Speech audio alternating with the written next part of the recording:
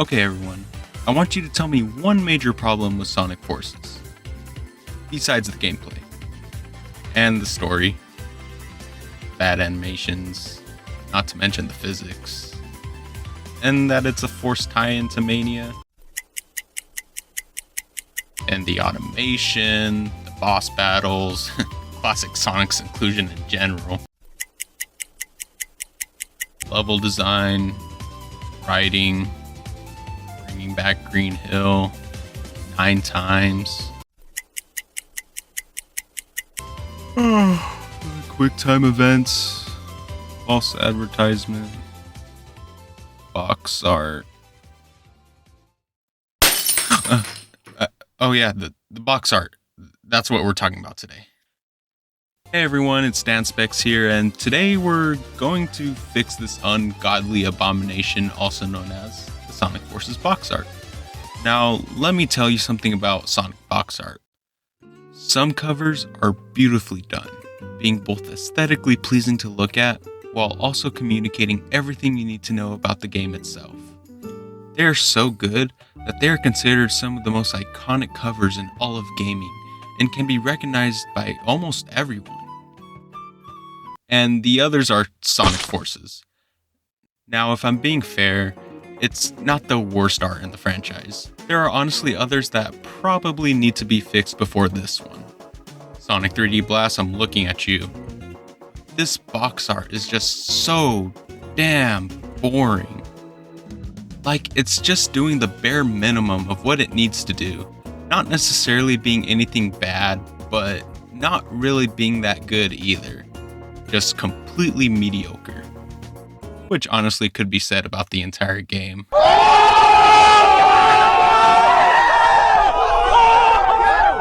So I'm here to fix my problems that I have with the cover art of a game that's almost 7 years old and has been overshadowed by the more recent and well-received Sonic Frontiers, to the point where it's not really talked about anymore, so there's probably no point in making this video.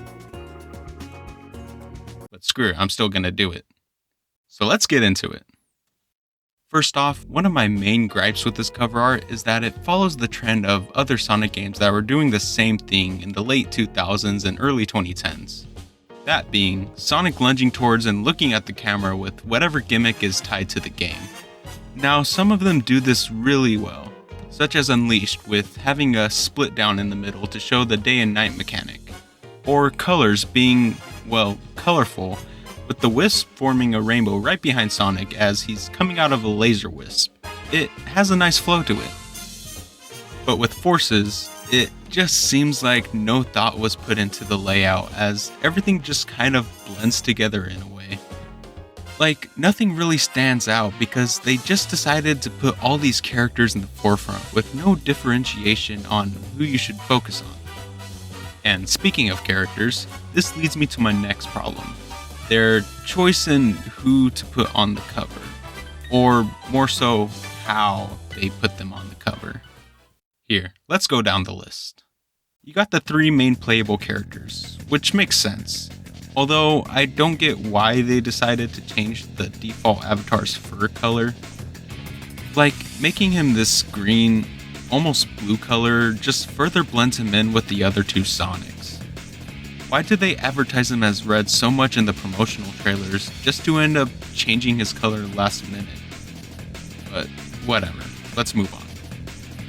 You then got Tails and Knuckles standing on the sides, which is a little weird as it makes it seem like they're playable, or that they have the same level of importance as both Sonics and the Avatar.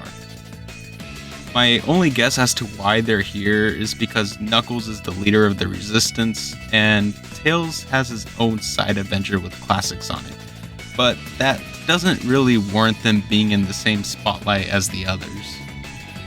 If they want them there to represent Sonic's team, they should have had them off to the side, not really in the focus. Or just get rid of them entirely. Or better yet, replace them with the other 2 default avatars that they advertised, just to further communicate the customizable avatar feature in the game. Now on the top row we got Eggman. Again, makes sense, he's the main threat of the game and is the one that took over the world, so it's pretty much essential that he's here in some sort of shape or form. To the left, there's Infinite, which I can see why they would want to add him to the cover. He is the new big baddie. And then there's Metal Sonic. Why, of all characters, is Metal Sonic on the goddamn box art? He holds as much importance as the other bad guys they brought back. Which is none, by the way. You can interchange him with any one of them and it wouldn't alter anything, but then it would just still be questionable as to why they're here in the first place. The only exception maybe is Chaos, but that's only because he doesn't even have a boss fight in the game. So then people would just get even more upset because they are just falsely advertising that he's here in the game when he's not even. But anyway, if you're wanting to represent those villains on the cover, you either have to put all of them on there or none of them. And you probably don't want to add any more characters than you have now because then it would become way too cluttered. So yeah, the whole placement of the characters just doesn't make a whole lot of sense. And it becomes very nauseating with how much they're throwing at you all at once. But my main problem with this box art is just how soulless it looks visually. Those of you who are already familiar with this channel already know how I feel about these models.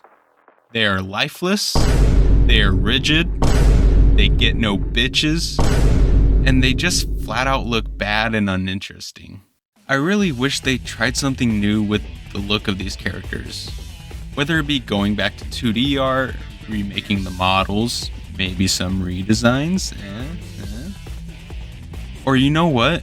The one credit I have to give to Forces is the UI design, with them going for this war propaganda poster style. This really makes the game stand out when compared to the others, and it makes sense as part of the overall theme, with them going into war and all that. That is probably the best decision they have made with this game. I just wish they incorporated more of it. Like, why not put this aesthetic into something like, I don't know, the box art? It would really give it some visual flair, which is something that this franchise has been lacking for a long time. Just anything would be better than these models, for God's sake. And those are my main problems with the Forces box art. So then that raises the question of how would I go about fixing it? Before I show what I came up with, I want to go over a couple of rules I set for myself when remaking the cover art. 1.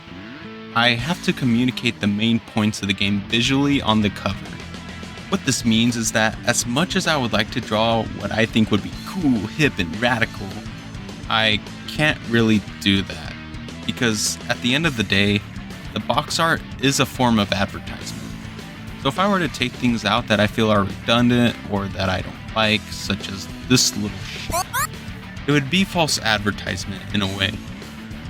The box art is probably one of the first things you're going to see about the game, so it's important that you communicate everything the consumer is going to get themselves into, whether you like those ideas or not. So you're lucky this time, Classic Sonic. But if it were up to me, I'd take you out of the whole game if I had the chance. My second rule I kept for myself is to make it visually pleasing while still making it recognizable. Again, you have to kind of keep it as a form of advertisement without getting too artsy with it. This isn't some modern art piece. We're selling a product about a blue hedgehog with your DeviantArt OC. With that said, here's what I came up with. I guess I'll start off with what my first problem was, which is the layout of the cover. As you can see, Sonic's no longer jumping towards you like he's about to kick your ass. Instead, I got him looking more off to the side in a lineup with the rest of the characters, like they're going into battle. There's also a divide in the middle with a sinister looking Eggman towering over them. I feel like with just this change in the layout, it communicates the theme of the game way better than the original cover does. It actually shows a little story of Sonic's forces. Oh, brother, this guy stinks! Standing their ground to take back what's theirs from the imposing Dr. Eggman. It just seems better than them throwing a bunch of shit at you, trying to keep your attention. You can even see with the characters themselves, they're displayed based on importance. You got modern and classic Sonic as well as the avatar all fully in color with the right colors to signify that these are the three main playable characters. Then off to the side, you got Tails and Knuckles as silhouettes to show that they're a big part of the story as well as being part of Sonic's army, but they're not as important as these three. Then on the bottom, I decided to bring back the other default avatars that are hardly promoted. Seriously, probably the most notable things these two have been on are the coasters from Hooters. They're here to show the whole custom avatar feature, which I feel the original cover didn't really communicate that well. And they are silhouetted as well, so it's not to take away focus.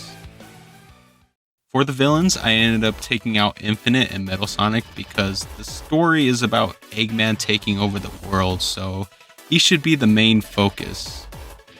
With Metal Sonic, I already explained why he shouldn't be here, and while yes, Infinite plays a big role in the story, I feel like putting him in would just make things a little more cluttered. Plus, I don't think it's too crucial to include him as he's just a character for the story.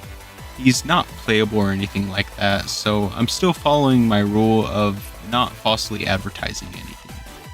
Next, I completely overhauled the visuals by putting in the style of the propaganda poster aesthetic. All the characters look like they're cut out of a poster with the jagged white outlines and the drop shadows.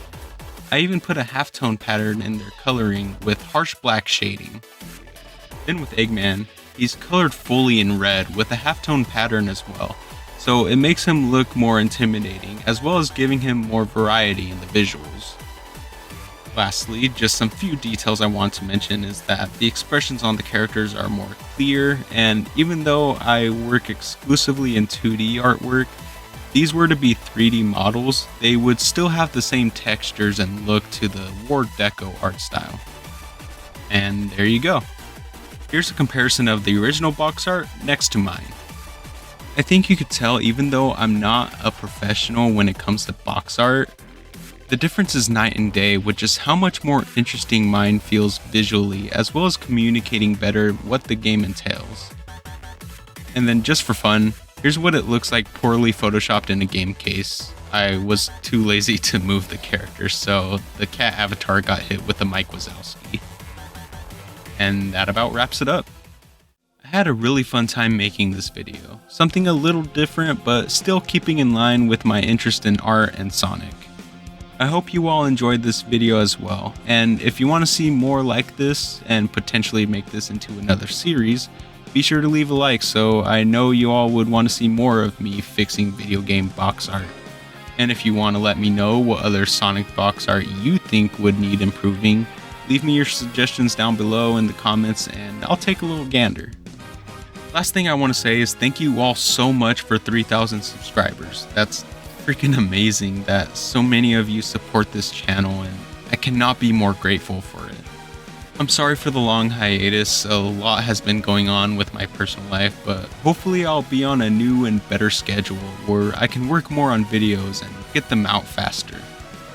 I really appreciate your patience with my terrible upload schedule and your continued support. I can't wait to show you all what I have planned in store, so hopefully y'all will stick around to see what I got coming up. Hopefully it won't be another month. But with all that said, thank you all so much for watching. I'm DanSpex, and I'll catch you later. Have a good one.